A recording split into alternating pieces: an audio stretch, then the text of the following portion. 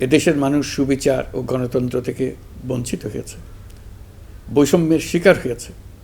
2024 সালের উত্তাল জুলাই ছিল বাংলাদেশের ইতিহাসে এক সংকটময় অধ্যায়, 16 বছরের পুঞ্জীভূত ক্ষোভের বহিঃপ্রকাশ।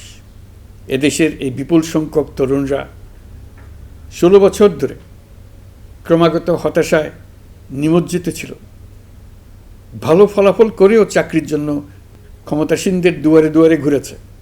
চাকুরিকে ঘিরে তৈরি হয়েছিল দুর্নীতি, স্বজনপ্রীতি আর তদবির বাণিজ্য। যে তরুণ ঘুষ দিতে পারেনি, এলাকার মাফিয়াদের সঙ্গে সখ্য গড়ে তুলতে পারেনি, তার চাকরি হয়নি।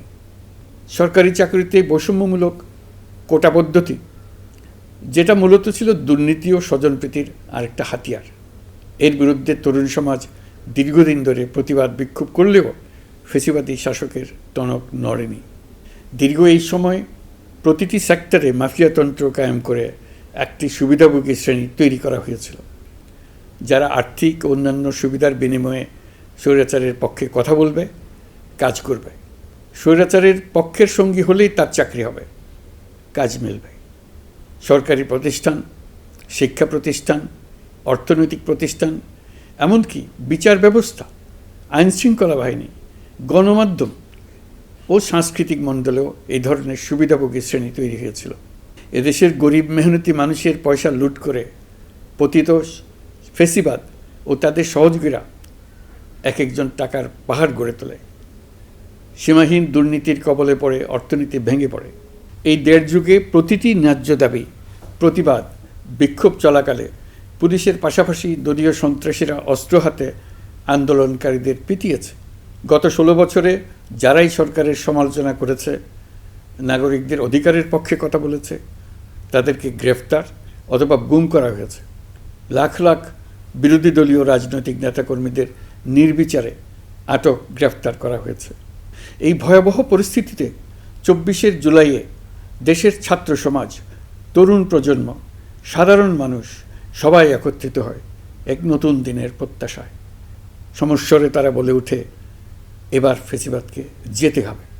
তবু দেশের মানুষের বুকে গুলি চালিয়ে শেষ পর্যন্ত ক্ষমতা আঁকড়ে ধরে রাখতে চেয়েছিল ফ্যাসিবাদী সরকার। তারা নির্বিচারে গুলি করেছে, গ্রেপ্তার করেছে, ইন্টারনেট বন্ধ করে হত্যাকাণ্ডের তথ্য লুকাতে চেয়েছে।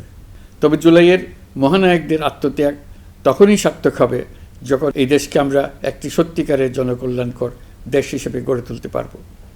আজ আমরা কেবল অতীত স্মরণ করতে আসিনি, আমরা একটি শপথ গ্রহণ করতে এসেছি। শপথ এই, আমরা কোনো ধরনের নিপীড়নের কাছে মাথা নোয়াব না। আমরা প্রতিষ্ঠা করব একটা জবাবদিহিমূলক, মানবিক, গণতান্ত্রিক এবং বৈষম্যহীন রাষ্ট্র। এমন রাষ্ট্র যা সবসময় জনকল্যাণে কাজ করবে। জুলাই শহীদদের আত্মত্যাগ আমরা বৃথা যেতে দেব না। তাদের আত্মত্যাগই হবে আমাদের পথ চলার প্রেরণা। তাদের স্বপ্নই হবে আমাদের আগামী বাংলাদেশের নির্মাণ রেখা।